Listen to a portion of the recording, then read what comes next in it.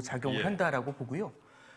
물가 상승이 사라졌다. 이제 인플레이션이라는 말이 제가 마켓을 봤던 게 2004년부터 봤습니다. 2004년부터 봤을 때는 저는 2004년, 5년을 거치면서 계속 인플레이션 이게 제일 큰 문제다라는 얘기를 했었어요. 그래서 2007년도, 8년도에는 제일 많이 봐야 되는 지표가 두 개였습니다. 두 가지가 뭐냐면 첫 번째는 이제 국제유가였고요. 그때 국제유가가 배럴당 100달러가 넘었거든요. 과도한 유가 상승 때문에 인플레이션에 대한 고민이 컸고 두 번째는 이제 그 중국의 돼지고기 가격이었습니다. 돼지고기 가격이 많이 뛰면 중국의 소비자 물가가 뛰어서 중국이 돈 풀기를 못하고 그렇게 되면은 결국에는 이제 중국 경제가 사실 전 세계 경제를 끌고 있었는데 중국 경제가 흔들리니까 주가가 빠진다. 이제 이런 게 되게 큰 이슈였었어요. 근데 그 이후에는 저도 기억나는 게 2010년, 11년에 잠깐 인플레이션이 핫했던 적이 한 번 있고요. 그 외에는 인플레이션이란 말이 싹 사라지면서 디플레이션만을 이제 얘기하게 되는 이제 그런 상황이었던 것 같습니다. 근데 이제 제가 일단 결론부터 말씀드리면 시장에서는 무슨 얘기를 하고 있냐면 인플레이션이 찾아올 것 같다. 올해. 그 얘기를 하고 있고 저도 거기에 대해서 동의를 합니다. 인플레이션이 찾아올 가능성이 굉장히 높다라고 보고요. 그 이유를 갖다 일단 먼저 좀 그 내용이 좀 복잡하다 보니까 쓰면서 좀 설명을 좀 드려보도록 할게요. 판서 시작합니다 이거죠. 엄청나게 많은 분들이 기대를 하고 있습니다. 일단 옐런 지금 이제 예전에는 페드의 의장이었고 이번에 이제 재무장관이죠. 이제 옐런 의장이 지명이 됐죠. 2016년인가요? 2015년에 한번 연설을 할 때 세미나에서 이제 물가가 이제 미국의 물가가 결정되는 원리에 대해서 한번 설명을 한 적이 있어요. 거기서 미국의 물가를 결정하는 원리는 세 가지라고 얘기를 했습니다. 여기서 이제 중요한 게 아까 처음에 서두에 말씀드렸던 것처럼 물가가 왜 미국 물가만 하냐? 왜냐면 이제 페드에 대해서 봐야 되니까 제가 페드가 바라보는 물가를 말씀드리겠다고 했으니까요. 그걸 한번 좀 미국 쪽에 있는 물가를 한번 보시면 미국의 물가를 결정할 때 가장 큰 요인을 세 가지 정도로 볼 수 있다고 합니다. 첫 번째는요. 에너지 가격을 볼 수가 있고요. 그러니까 국제유가가 오르면 당연히 이제 에너지 가격이 뛰게 되겠고 이건 물가 상승 요인이 되겠죠. 그 다음에 두 번째는 볼 수가 있냐면은 수입 물가가 물가에 영향을 많이 준다. 이제 미국은 소비의 나라입니다. 그러다 보니까 해외에서 물건을 굉장히 많이 수입을 하게 되죠. 그럼 수입 물가가 올라가게 됐을 때는 꼼짝없이 인플레이션 압력을 받을 수밖에 없을 것 같아요. 그러면 에너지 가격에 대해서는 제가 뭐라고 말씀드렸냐면은 국제 유가가 굉장히 큰 영향을 줄 것 같다라는 말씀을 드렸고요. 그 다음에 수입 물가에 대해서는 수입 물가를 결정하는 건 뭐냐? 여러 가지가 있겠지만은 달러 가치가 상당히 많은 영향을 주게 될 겁니다. 그럼 달러 가치가 예를 들어서 그냥 간단하게 말씀드리면 달러가 약세를 보이게 됐을 때는 해외에서 수입되어 들어오는 물가가 올라가게 되겠죠. 이렇게 됐을 때는 달러 약세는 물가의 상승을 말할 거고요. 반대로 달러의 강세는 물가의 하락을 말하게 될 겁니다. 자, 그래서 에너지 가격하고 수입 물가가 있고 세 번째는 이제 경기 요인이라고 얘기를 그냥 일단 퉁쳐서 말씀을 드릴게요. 경기 요인이라는 게 있는데 이 경기가 좋으면은 사람들이 너도 나도 물건을 사게 될 겁니다. 그러면 결국에는 수요 사이드에서 사람들이 물건을 많이 사들이게 되고 물건을 많이 사들이게 되다 보면은 물건의 가격이 올라갈 수밖에 없겠죠. 그래서 얘는 수요를 갖다가 끌어올리는 요인이다. 이제 이렇게 얘기를 하겠죠. 그래서 물가를 결정하는 요인이 이렇게 세 가지였습니다. 그럼 한번 잠깐 이제 디플레이션이 되게 심했었다라는 말씀을 해주셨기 때문에 이걸 한번 말씀드려요. 여태까지는 왜 디플레이션이 심했냐? 첫 번째는요. 2014년도에 국제유가가 배럴당 105달러였습니다. 근데 16년도에 26달러까지 떨어졌고요. 그 다음에 이후에 국제유가는 굉장히 낮은 수준을 유지했죠. 에너지 프라이스 쪽에서 국제유가는 상당히 낮은 압력을 받고 있었고요. 에너지 가격은 낮은 압력이었죠.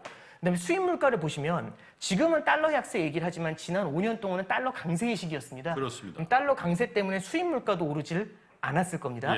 그 다음에 경기 요인을 본다라면은 지난 몇 년 동안 스태그네이션이라고 해가지고요. 경기가 그다지 좋지는 못했죠. 미국 경제를 제외하면 전 세계 경제 그다지 좋지는 않았어요.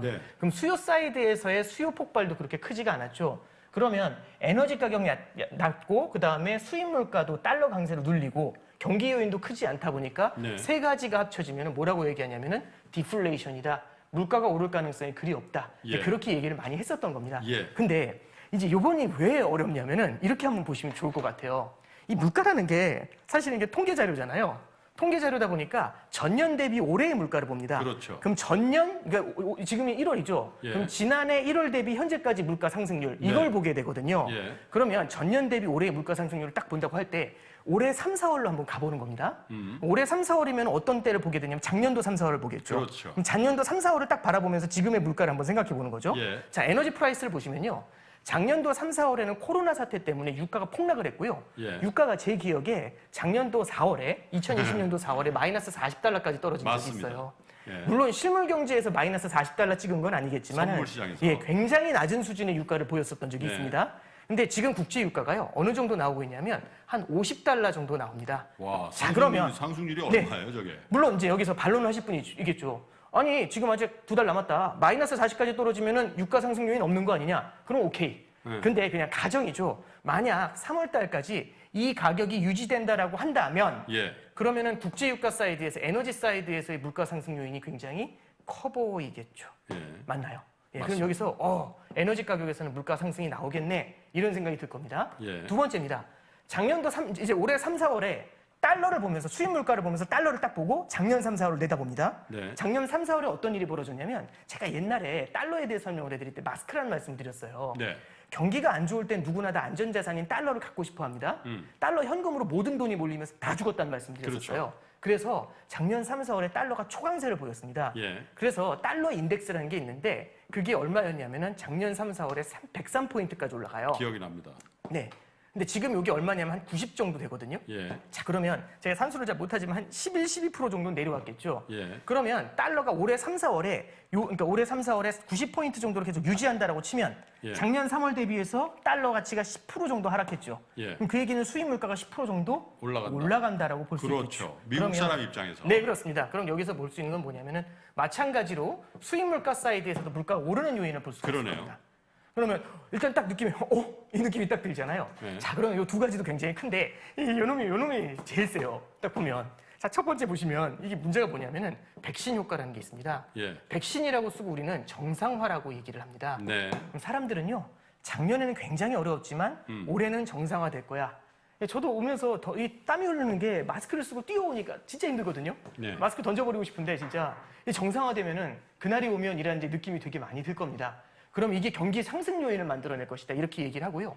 두 번째는 오늘도 얘기가 나오지만은 이미 600달러가 지원이 되고 있었죠. 근데 여기에 오늘 이제 뭐 1,400달러를 얹힌다고 하니까 그러면 얼마가 되는 거냐면은 미국에서는 2,000달러, 1인당 2,000달러의 지원금이 나가겠죠. 그럼 2,000달러라고 쓰고요.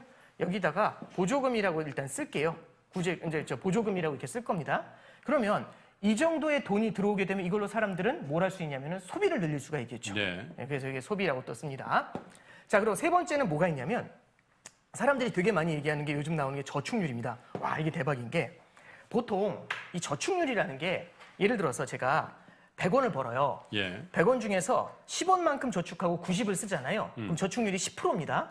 근데 미국의 보통 저축률이 얼마 정도 되냐면 지난 2018년도, 2019년도에 미국의 저축률이 한 7에서 8% 정도 나왔어요. 근데 지금 미국 저축률이 12에서 13% 나오고 있습니다. 그럼 이 얘기는 뭐냐면 미국 저축률이 굉장히 높은데 만약에 경기가 딱 좋아지잖아요. 그럼 사람들은 쓸 돈이 저축해놓은 짱박아둔 돈이 굉장히 많다라고 생각할 수 있겠죠. 그럼 이 저축을 허물면서 다 뭘 할 수 있냐면 엄청난 소비를 할 수 있다라고 생각을 하는 겁니다. 자, 네 번째는 뭐냐면 지금 마스크 벗고 이제 코로나 딱 이제 풀리고 나면 가장 많이 하고 싶은 게 외식하고 싶다는 생각 되게 많이 하고요. 그다음에 어떤 생각하냐면 해외 한번 가야지. 그런 생각 되게 많이 합니다. 그래서 이제 뭐가 있냐면 우리 이제 펜트업 디맨드라고 얘기를 하는데 이제 우린 보복 소비라고 쓸게요. 보복 소비 기질까지 생겨나는데 자, 보복 소비하려고 하는데 돈이 없으면 쓸 수가 없을 겁니다. 근데 요 위에 이렇게 써놨죠. 정상화에 보조금에 짱박아둔 저축까지 이 세 가지가 한꺼번에 폭발하면 이건 거대한 소비를 만들 거야라고 얘기를 하고 있는 겁니다. 그 물가 올리잖아요. 그렇죠. 엄청난 소비가 나타날 것이다. 그리고 여기에 이제 하나 더 붙으면 뭐냐면은 자, 달러가 약세잖아요. 지금 달러가 약세인데 달러가 약세면 어떤 일이 벌어지냐면 그 이머징 국가들 있죠. 굉장히 힘들었던 이머징 국가들 사이드에서는 변화가 나타납니다. 이머징 국가들은 달러로 빚을 많이 내거든요. 근데 달러가 약세로 가게 되면 달러 빚의 부담이 줄어들게 돼 버리겠죠. 그러면 이머징 국가들은 달러 약세 때문에 빚 부담이 줄어들게 되면서 빚 부담이 줄어들면 아무래도 경기가 좋아지면서 소비가 늘어나는 요인이 되겠죠. 그래서 달러 약세라고 쓰고 뭐라고 쓰면 되냐면은 이머징의 소비 증가라고 쓰면 됩니다.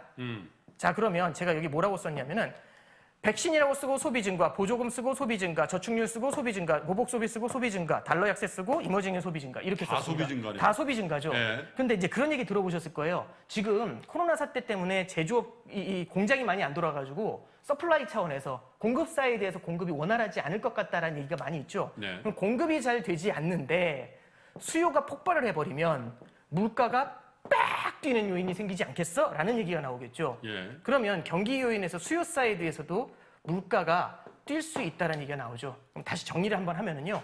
에너지 가격 사이드에서 물가 상승, 예. 수입 물가 사이드에서의 물가 상승, 달러 약세 때문에 세 번째는 경기 요인 사이드에서도 물가 상승. 이 세 가지가 한꺼번에 겹칩니다. 뭐야, 삼위일체네. 그러면 결론은 이제 네? 반박 불가죠.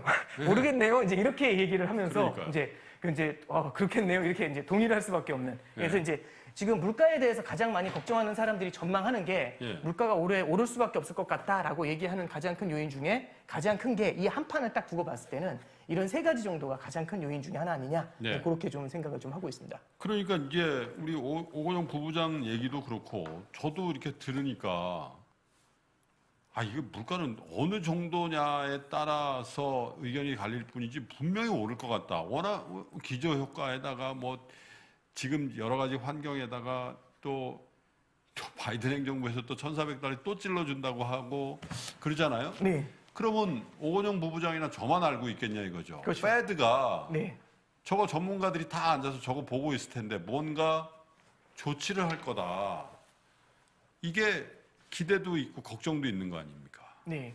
어떻게 생각하세요? 이제 이렇게 좀 생각을 하면 좋을 예. 것 같아요. 그러니까 우리는 관점을 좀 이렇게 가져갈 필요가 있을 것 같습니다. 음. 그러니까 물가가 오르냐라고 물어봤을 때는요. 예. 물가 오를 것 같다라고 답을 할 수 있겠죠. 그렇죠. 그럼 페드가 거기에 다 대응을 할 거냐라고 하면 예. 그거는 상황에 따라 다른데요. 또 예. 어떤 물가인지에 따라서도 다를 수가 있습니다. 그러니까 되게 궤변처럼 들리실 수 있겠지만 한번 들어보시면은요. 네. 잠깐 한번 볼게요. 네. 예를 들어서 페드가 쓰는 통화 정책이라는 건요.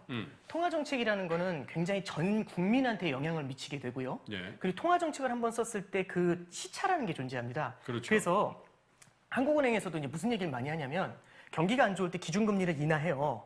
그럼 인하한 다음에 다음 달에도 경기가 여전히 안 좋으면 빨리 또 인하해 이렇게 할 때 뭐라고 보통 코멘트를 많이 하냐면 예.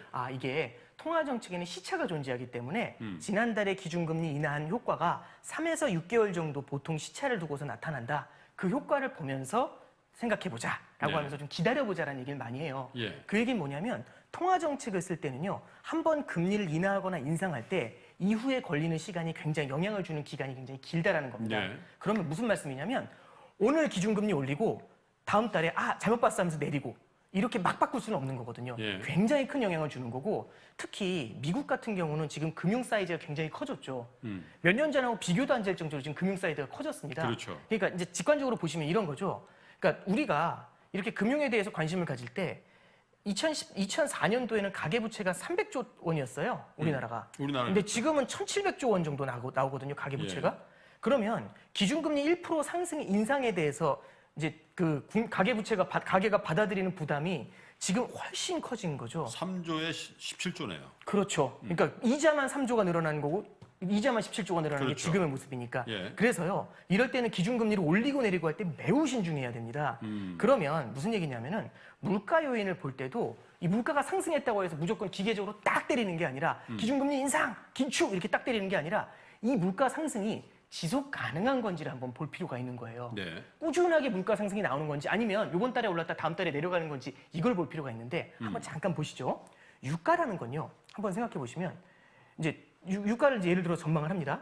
뭐 오늘이 국제 유가가 한 70불 된다고 쳐봐요. 그렇죠. 그러면 국제 유가가 1년 후에 얼마가 될까라고 할 때 어떤 사람은 80불이라고 하는 사람이 있고 100불이라고 하는 사람도 있고요. 예. 어떤 사람은 유가가 50불, 40불 이렇게 말하는 사람도 있습니다. 예. 근데 다 개연성 있는 얘기예요. 왜? 유가는요. 올라갈 수도 있고 내려올 수도 있습니다.